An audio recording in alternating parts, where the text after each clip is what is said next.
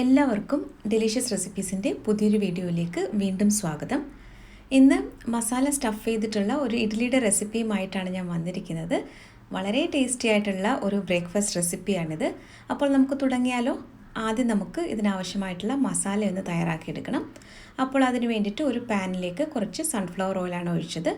എണ്ണയൊന്ന് ചൂടായി വന്നപ്പോൾ 1/2 ടീസ്പൂൺ കടുക് പൊട്ടിച്ചെടുത്ത ശേഷം 1/2 ടീസ്പൂൺ ഉഴുന്നുപരിപ്പ് ചേർത്തിട്ട് ഒന്ന് മൂപ്പിച്ചെടുക്കുകയാണ്. ഉഴുന്നുപരിപ്പ് ഒന്ന് മൂത്ത് കഴിയുമ്പോൾ കുറച്ച് കറിവേപ്പില ചെറുതായിട്ട് മുറിച്ചതും 2 പച്ചമുളക് വളരെ ചെറുതായിട്ട് കട്ട് ചെയ്തതുമാണ് ചേർത്തത്.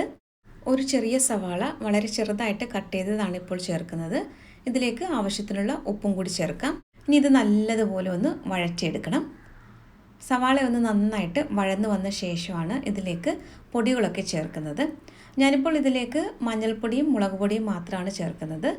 1/4 ടീസ്പൂൺ വീതം മഞ്ഞൾപ്പൊടിയും കാശ്മീരി ചില്ലി പൗഡറുമാണ് ഞാൻ ചേർക്കുന്നത്. തീ കുറച്ച് വെച്ചിട്ട് ഇത് നന്നായിട്ട് ഒന്ന് വഴറ്റിയെടുക്കണം. അപ്പോൾ തീ ഒട്ടും തന്നെ കൂട്ടി വെക്കരുത്, പൊടികളൊക്കെ കരിഞ്ഞു പോകും. അപ്പോൾ ചെറിയ തീയിൽ വെച്ചിട്ട് ഇത് നല്ലതുപോലെ ഒന്ന് വഴറ്റിയെടുത്ത ശേഷം ഇതിലേക്ക് വേവിച്ചുടച്ച് വെച്ചിരിക്കുന്ന ഉരുളക്കിഴങ്ങാണ് ചേർക്കുന്നത്. 2 ഉരുളക്കിഴങ്ങാണ് ഞാനിപ്പോൾ വേവിച്ചുടച്ചെടുത്തത്. വേവിച്ചുടച്ചെടുത്ത സമയത്ത് ആവശ്യത്തിനുള്ള ഉപ്പും ഈ ഉരുളക്കിഴങ്ങിൽ ചേർത്തിട്ടുണ്ടായിരുന്നു. കുറച്ച് മല്ലിയിലയും കൂടെ ചേർത്തിട്ട് ഇത് നന്നായിട്ട് ഒന്ന് മിക്സ് ചെയ്തെടുക്കുകയാണ്. ഈ ഉരുളക്കിഴങ്ങും മസാലയും എല്ലാം കൂടി നന്നായിട്ടൊന്ന് യോജിച്ച് വരണം.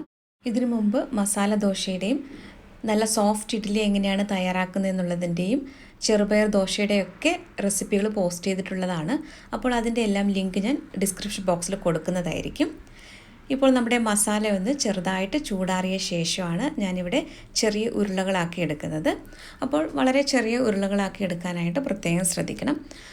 ഇതുപോലെ ഒന്ന് ഉരുട്ടിയെടുത്ത ശേഷം നമ്മൾ വടക്കൊക്കെ തയ്യാറാക്കുന്നത് പോലെ ഒന്ന് ചെറുതായിട്ടൊന്ന് 2 കൈ വെച്ചിട്ടൊന്ന് പ്രസ് ചെയ്ത് കൊടുക്കണം. ഇത് കുട്ടികൾക്ക് ലഞ്ച് ബോക്സിൽ കൊടുത്തുവിടാനും ഒക്കെ നല്ലതാണ്. നല്ല ടേസ്റ്റി ആയിട്ടുള്ള ഒരു ഇഡ്ഡലിയുടെ റെസിപ്പിയാണിത്. അപ്പോൾ എല്ലാവരും ഒന്ന് ട്രൈ ചെയ്ത് നോക്കിയിട്ട് നിങ്ങളുടെ ഫീഡ്ബാക്ക് അറിയിക്കാനായിട്ട് മറക്കരുത്. അപ്പോൾ ഈ തയ്യാറാക്കി വെച്ചിരുന്ന മസാലയിൽ നിന്ന് ഞാനിവിടെ 11 എണ്ണം തയ്യാറാക്കി വെച്ചിട്ടുണ്ട്. പിന്നെ നമുക്കിതിനായിട്ട് ആവശ്യമുള്ളത് ഇഡ്ഡലി മാവാണ്. ഞാനിപ്പോൾ ഇതിൽ ഉപ്പൊക്കെ ഇട്ട് തയ്യാറാക്കി വെച്ചിരിക്കുന്ന ഇഡ്ഡലി മാവാണ്. ഇനി നമുക്ക് ഇതെങ്ങനെയാണ് തയ്യാറാക്കി എടുക്കുന്നതെന്ന് നോക്കാം.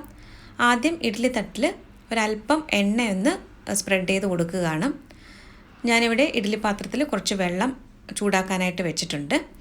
ഇനി നമുക്ക് ഈ ഇഡ്ഡലി തട്ടിലേക്ക് വളരെ കുറച്ച് വീതം മാവ് ആദ്യം ഒന്ന് ഒഴിച്ചു കൊടുക്കാം. ഇതിന് മുകളിലായിട്ട് തയ്യാറാക്കി വെച്ചിരിക്കുന്ന മസാല വയ്ക്കാം.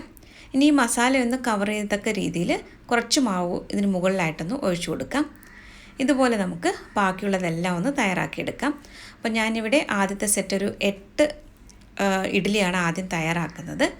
അപ്പോൾ നമ്മൾ തയ്യാറാക്കിയ മസാല വെച്ചിട്ട് മൊത്തത്തിൽ നമുക്ക് 11 ഇഡ്ഡലി നമുക്ക് തയ്യാറാക്കിയെടുക്കാം. അപ്പോൾ ഈ രീതിയിൽ ഒന്ന് മാവ് ഒഴിച്ചു കൊടുത്താൽ മതിയാകും. ഇപ്പോൾ വെള്ളം ഇവിടെ നല്ലതുപോലെ തിളച്ച് വന്നിട്ടുണ്ട്. ഇനി ഇതിലേക്ക് നമുക്ക് ഇഡ്ഡലി തട്ട് ഇറക്കി വയ്ക്കാം. ഇനി ഇത് അടച്ച് വെച്ചിട്ട് ഒരു 10 മിനിറ്റാണ് സ്റ്റീം ചെയ്തെടുക്കുന്നത്. 5 മിനിറ്റ് ഹൈ ഫ്ലെയിമിലും 5 മിനിറ്റ് മീഡിയം ഫ്ലെയിമിൽ വെച്ചിട്ടാണ് ഇത് സ്റ്റീം ചെയ്തെടുക്കുന്നത്. ഇപ്പോൾ ഒരു 10 മിനിറ്റ് ആയിട്ടുണ്ട്. നമുക്കിത് ഫ്ലെയിം ഓഫ് ചെയ്തിട്ട് ഇഡ്ഡലി തട്ട് മാറ്റി വയ്ക്കാം. അപ്പോൾ ഒരല്പം ഒന്ന് ചൂടാറി കഴിഞ്ഞ ശേഷമാണ് ഇഡ്ഡലി തട്ടിൽ നിന്നും ഇഡ്ഡലി ഇളക്കിയെടുക്കുന്നത്.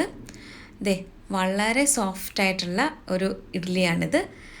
അപ്പോൾ കുട്ടികൾക്കൊക്കെ ഇത് വളരെ ഇഷ്ടമാകും. പെട്ടെന്ന് തന്നെ നമുക്ക് ഇത് തയ്യാറാക്കി എടുക്കുകയും ചെയ്യാം.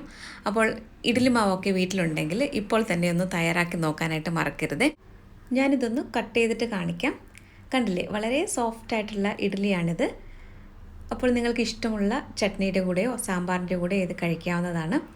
അപ്പോൾ ഇന്നത്തെ ഈ റെസിപ്പി എല്ലാവർക്കും ഇഷ്ടമായി കാണുമെന്ന് കരുതുന്നു. മറ്റൊരു നല്ല റെസിപ്പിയുമായിട്ട് വീണ്ടും വരാം. താങ്ക്